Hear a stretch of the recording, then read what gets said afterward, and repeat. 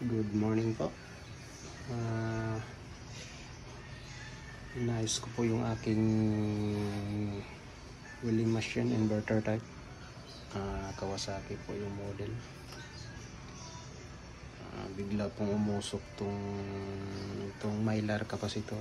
Ito po, pinalitan ko. Dalawa. Ito siya. Ito, bago na ito.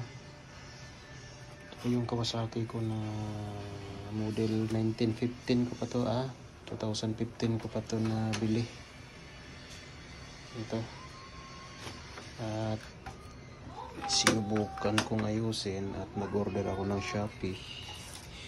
Order ako ng dalawa, pinadala na ako ng 4. Ito ng pang-4, dalawa, ay reserve ako na lang to kung ganun pa rin ang masira. Yan, at okay naman siya. Gumana naman itong tools ko sa pang electronics.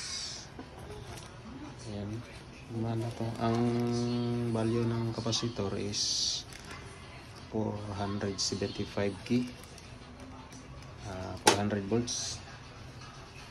Ito po yun. At ito po ang nasira. Ito po ay diretso sa AC. Ito po, connector na to sa AC. Ayan, binuksan ko kanina. Ayan, ngayon ko lang nabidyohan at wala namang maghawak.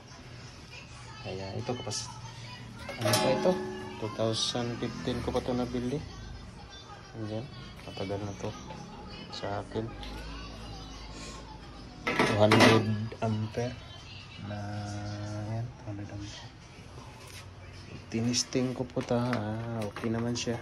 Yun lang ang nasira. Wala na akong ibang nakitang sira. Ayan.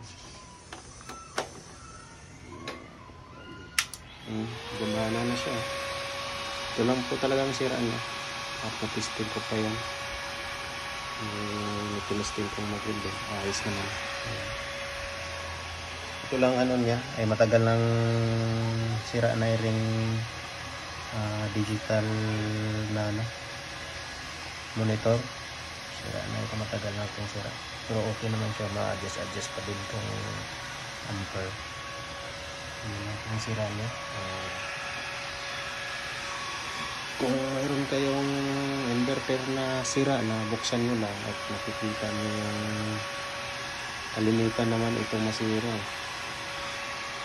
Yan sa AC section. Yun po unahin natin pag-roll. Yan po. Naging okay naman po. Kaya ng Diyos. At ito, nagawa ko ng kalan. Hindi na